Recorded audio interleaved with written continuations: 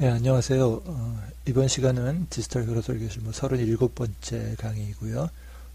유아트 지난번에 했던 그 멀티바이트 패킷 송수신 회로에서 이번에는 그 헥사 카운터를 그 카운팅을 하고 그 다음에 이제 BCD로 변환하는 회로를 이용을 해서 그 유아트 멀티바이트 패킷 테스트하는 그 회로를 살펴보겠는데요. 그래서 그 13-A라고 타이틀을 13-A라고 이제 붙여봤습니다. 그래서 이번 시간에는 주로 16진수를 10진수로 변환하는 회로가 가장 그 키포인트가 되겠습니다. 멀티바이트 이거 지난 시간에 그 살펴봤었던 내용인데요. 그 0에서 9999까지 증가하는 카운터를 구성하는 방법으로 두 가지가 있다고 말씀드렸고 그 중에 하나를 지난 시간에 해봤었죠. 그래서 이제 그 BCD 소스라고 해서 그 4디지트의 BCD가 이제 송수신 회로 쪽으로 이제 공급이 되겠습니다. 그 두 가지 방법이 있었죠. 하나는 이제 지난 시간에 살펴봤었던 BCD 카운터, 직접 BCD 카운터를 구현하는 방법이고요. 오늘 살펴볼 게 이제 두 번째 방법입니다. 그래서 그 10,000가지의 카운터, 즉 0에서부터 9,999까지의 헥사 카운터, 엄밀하게 얘기하면 바이너리 카운터하고 헥사 카운터는 단지 그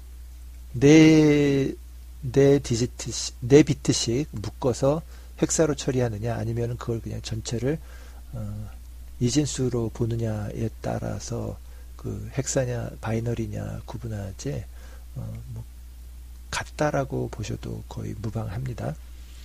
그래서 이제 그 9999가 헥사 값으로 하려고 하면 바이너리로 표현을 하면 14비트가 필요해요.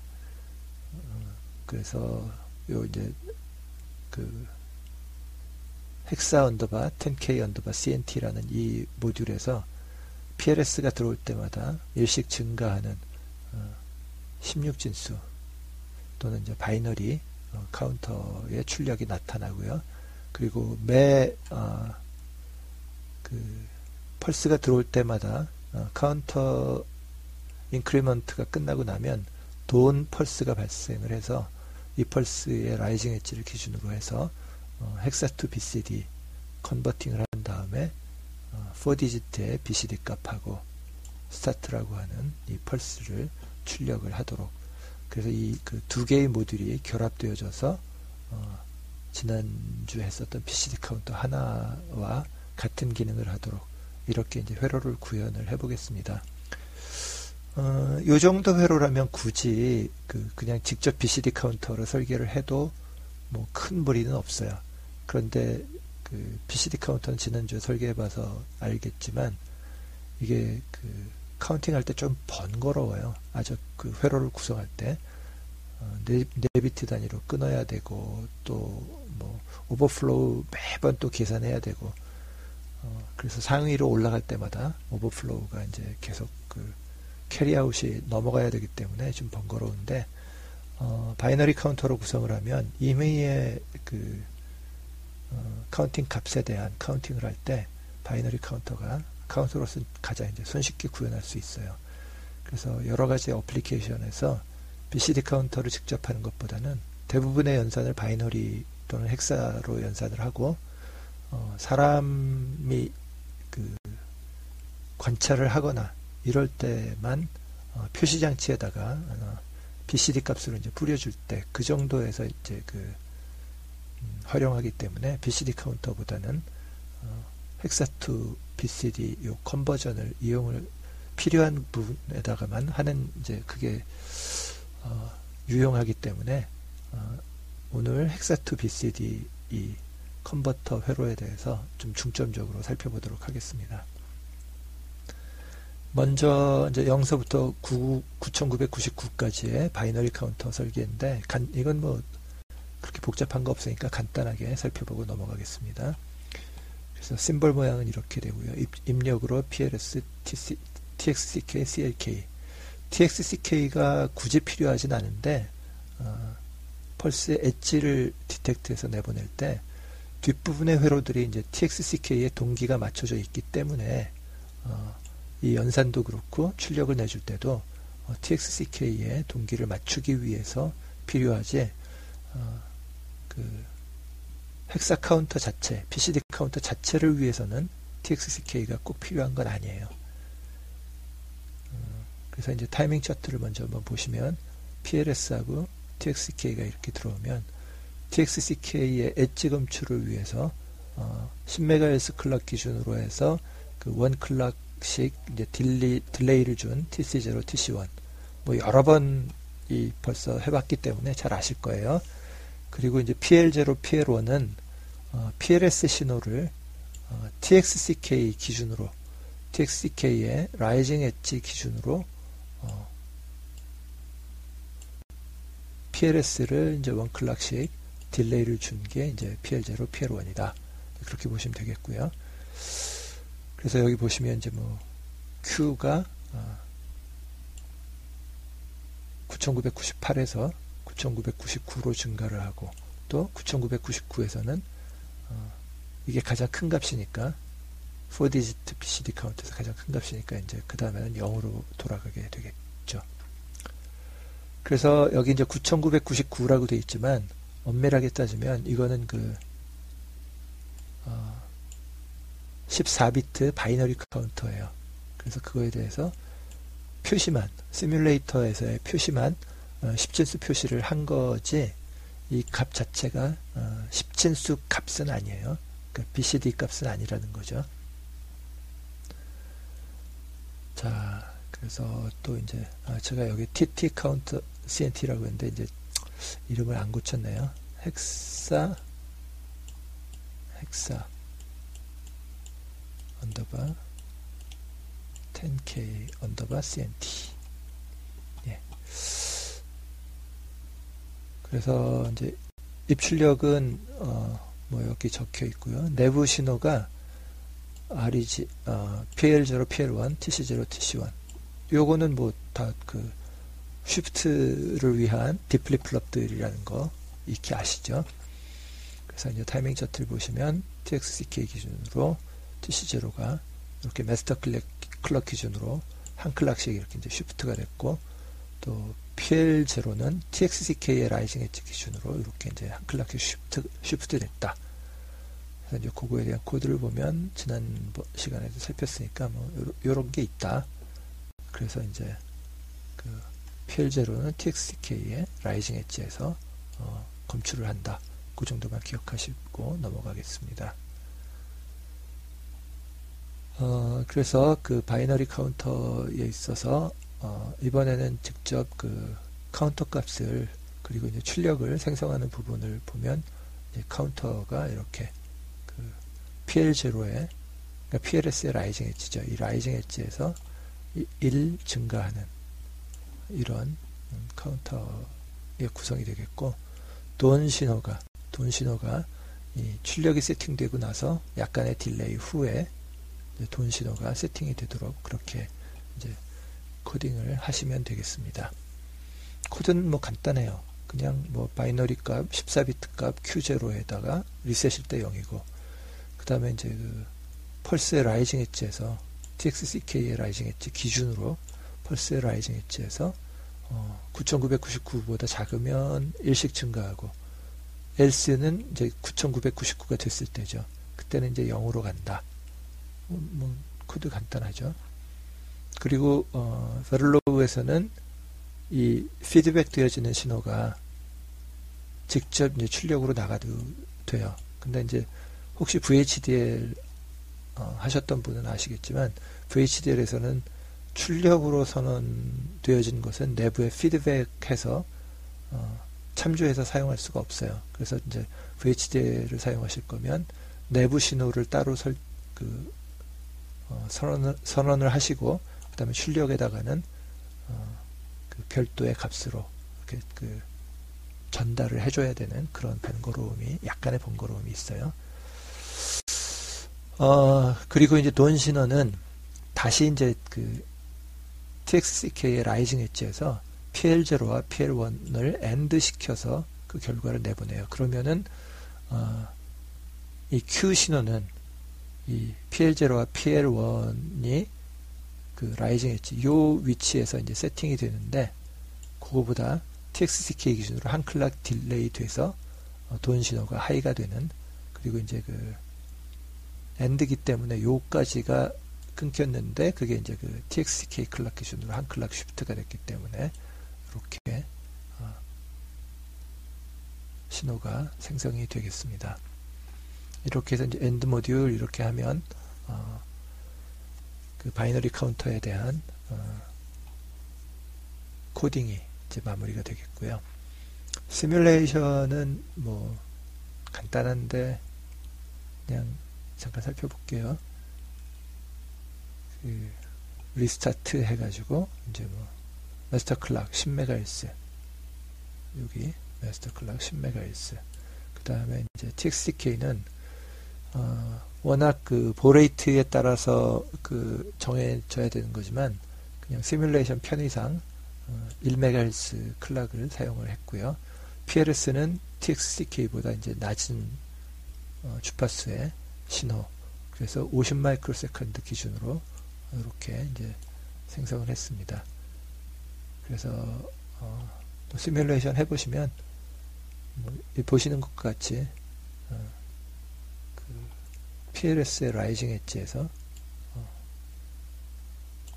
증가를 하고요. 그 다음에 뭐 돈 신호는 Q가 세팅되고 나서 딜레이 후에 발생한다.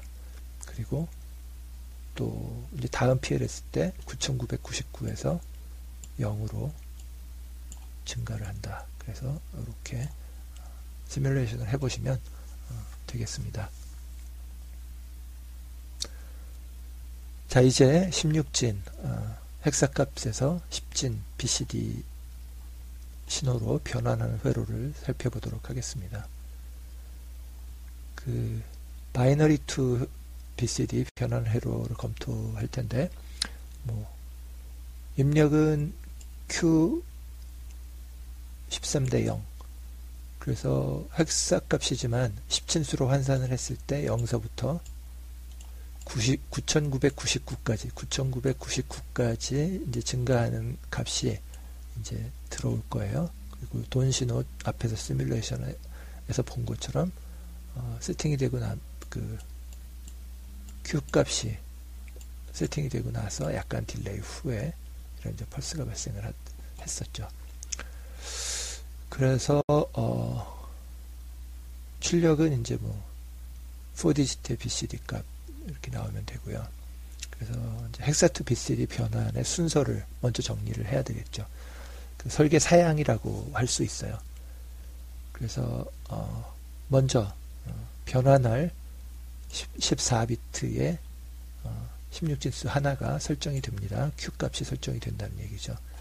그리고 이제 변환의 시작을 지시하는 펄스, 돈 신호가 인가가 됩니다. 그래서 이제 이렇게 탁 라이징 엣지 뭐 이렇게 Q가 이렇게 세팅이 되고 나서 약간의 딜레이 후에 이제 이렇게 딱 세팅이 돼요. 그러면 이제 변환된 4디지트의 BCD 값이 출력에 이 펄스 기준으로 약간 뒤에 뭐 이렇게 세팅이 되겠죠. 헥사 값에서 이제 BCD 값이 이제 세팅이 될 거예요.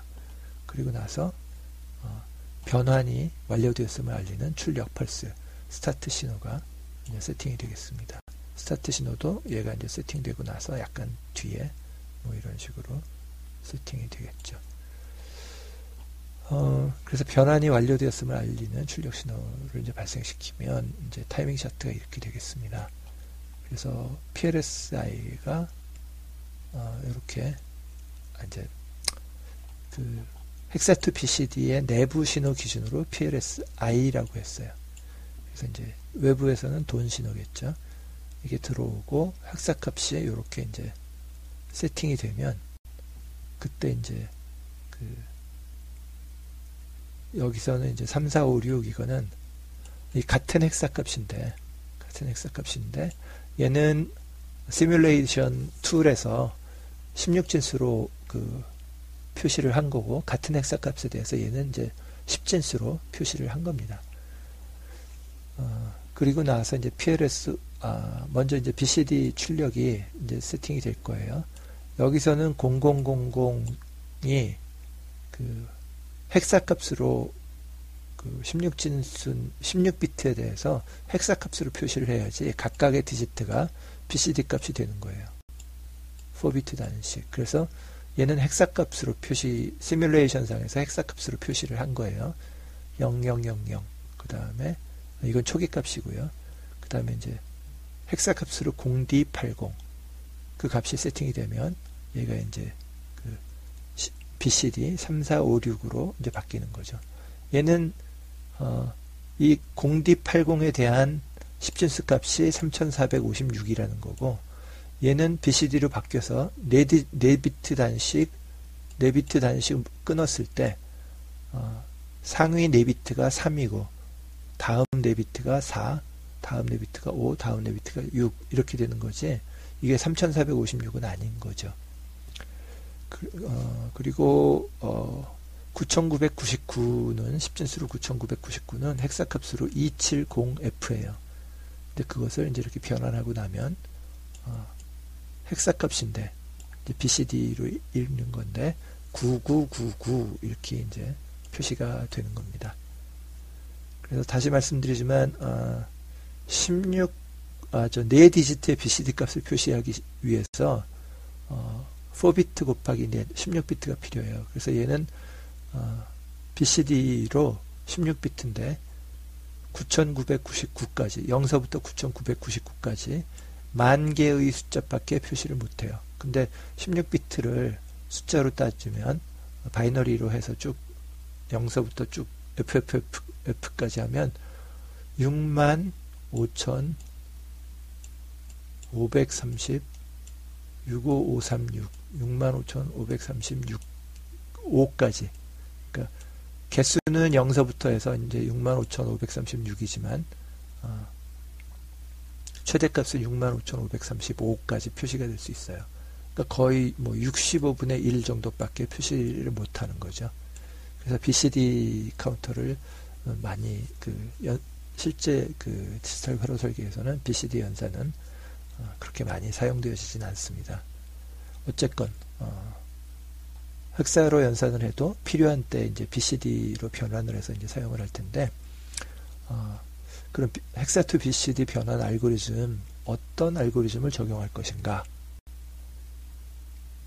다양한 방법이 있을 수 있어요. 그런데 제가 적용하는 방법도 그렇고 아마도 이런 방법이 가장 합리적이지 않을까 싶어요. 10진수의 자릿수를 기준으로 검토를 하는 거예요.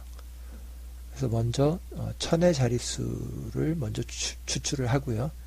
그 다음에 이제 두 번째로 100의 자리를 추출하고, 세 번째로 10의 자리를 추출하고, 마지막으로 1의 자리를 추출하는 이런 형태로 진행을 하는 것이 가장 합리적일 거라고 생각이 들어요. 1의 자리부터 하고 나면 위의 자리가 그 16진수에서 1의 자리를 위의 값들을 처리하기 전에 1의 자리를 변환한 후에 1의 자리를 알 수가 없거든요. 예. 그러면 이제 변환의 구체적 진행 과정을 앞에서 한번 살펴봤는데 다시 한번 정리 한번 해보겠습니다. 먼저 변환할 입력값을 내부 레지스터 TMP 언더바 V temporary value, 그래서 TMP-V라고 하는 내부 레지스터, 얘는 몇 비트일까요? 입력 Q랑 같은 14비트가 되겠죠. 13대 0. 입력 Q가 13대 0이었으니까 이 TMP-V도 13대 0일 거예요. 그러고 나서 첫 번째로 1000의 자리의 값을 결정을 합니다. 근데 1000의 자리의 값을 어떻게 결정할까? 고민되겠죠. 근데 이제 헥사값으로는 얘가 이제 0서부터 9999 사이의 숫자일 거예요. 1000의 자리의 값을 결정하는데, 뭐 조금만 생각해 보면 그렇게 어렵지 않아요. 모든 알고리즘이라는 게 내가 잘 그 개념을, 무엇을 구현하고자 하는가에 대한 거를 잘 이해를 하고 분석을 한 다음에, 내가 이해할 수 있는 방법으로, 그리고 디지털 회로에 적용할 수 있는 방법으로 어떤 이렇게 처리하면 되겠다라고 하는 것을 정리한 게, 그게 이제 알고리즘이라고 볼 수 있어요. 그래서 여러분들도 여러분들 스스로의 알고리즘을 한번 생각을 해보시면 좋을 것 같아요. 이 시점에서. 자, 생각해 보실 분은 여기서 멈추시고, 동영상 멈추시고 스스로 한번 해보세요. 그래서 이렇게 처리하는 게 좋겠다라고 하는 게 정리가 되시고 났을 때 제가 보여드리는 것하고 한번 비교해 보시는 것도 좋은 방법이 되겠습니다. 다시 말씀드리지만 정답을 보는 거는 나한테 별 도움이 안 돼요. 내게 잘 안 돼요. 그렇구나, 이해는 했는데 나중에 비슷한 상황에서 내가 다시 해보려고 그러면 잘 기억이 안 나요. 근데 내가 고민해보고 이리저리 방법을 강구해보고 그랬는데 안 되면 행복한 거고요. 만족감, 성취감 팍 올라가죠. 근데 잘 안 됐다. 그래도 고민 한참 한 다음에 이제 제가 제시해드리는 방법을 살펴보면 저렇게 하는 거구나 하고 굉장히 빨리 습득이 되고 오래 기억에 남을 거예요. 자, 공개합니다. 간단해요. 먼저 TMPV 값이 9000보다 크면 1000회짜리 값을 9로 결정을 합니다. 예를 들어서 9125 그러면 9 했어요. 그럼 나머지 값으로 100의 자리, 10의 자리, 1의 자리를 해야 되기 때문에 9125에서 예를 들어서 9125다. 그러면은 10의 자리는 9로, 1000의 자리는 9로 결정을 했어요. 그러고 나서 이제 100의 자리를 계산을 해주려면 얘는 이제 1000의 자리 털어버려야 되겠죠. 그래서 아래쪽 125만 가지고 다음 스텝으로 넘어가면 돼요. 근데 만일 이제 9000보다 크지 않아요. 그러면은 8000보다 크냐? 8000보다 크다. 그러면 이제 자리값을 8로 결정하고 그 다음에 TMPV에서 8000을 빼줘요. 그 다음에 TMPV 값이 9000보다 크지 않고 8000보다 크지 않고 1000보다 크다. 그러면 1000의 자리값을 7로 그리고 7000 빼주고 같은 식으로 6, 5, 4, 3, 2, 1까지 했어요. 근데 1000보다 작아요. TMPV가. 그러면 1000의 자리는 0이 되겠죠. 0이 됐을 때 TMPV에서의 1000의 값은 어떻게 처리해야 되죠? 0이니까 따로 처리해 줄 필요가 없죠. 빼기 0 의미가 없는 거죠. 예. 그럼 다음 스텝으로 한번 가볼까요? 다음 스텝 여러분들 이제 힌트 얻으셨으니까 직접 다 해보실 수 있을 거예요. 여기서 멈추시고 직접 헥사2BCD 변환 회로를 직접 코딩하실 수 있는 분들은 코딩을 해보시기 바랍니다. 동영상 멈추시고. 아니다, 그냥 정답 보여주세요 그러는 분들은 저랑 같이 진도 나가겠습니다. 혹시 스스로 도전해 보실 분들은 여기서 동영상 멈추시고 해보시고 나중에 이제 정 막혔을 때 오시거나 아니면은 결과를 얻었을 때 제가 한 거랑 여러분들이 하신 거랑 한번 비교해 보시기 바랍니다. 자, 두 번째로 100의 자리 추출할 때 TMP 똑같아요. 이제 TMPV에는 1000보다 큰 것은 다 이제 1000의 자리에서 털어버렸기 때문에 900보다 크면 100의 자리 값을 9로 결정하고 TMPV에서 다시 900을 빼줘요. 그래야지 10의 자리, 1의 자리 처리할 수 있으니까. 그래서 이제 같은 방법으로 800, 700 해서 쭉 내려가서 TMPV가 100보다 작으면 100의 자리 값은 0이 되고 TMPV에 남아있는 값 처리해 줄 필요 없죠. 세 번째로 10의 자리 마찬가지예요. 90보다 크냐 80보다 크냐 아니다. 그러면 이제 10보다 작으면 여기 1000의 자리가 아니라 10의 자리인데 죄송합니다. 여기 두 자리 없애주세요. 10의 자리 값은 0이 된다. 근데 여기서 이제 한번 생각해 봅시다. 앞에서부터 계속 보면 이제 90보다 크냐 또는 뭐 앞에서는 9000보다 크냐 이거는 어떤 구문을 사용하면 될까요? 여러분들이 배우셨던 베를로그 코드.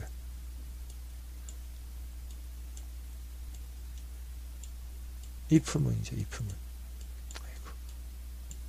if문을 사용하시면 되겠습니다.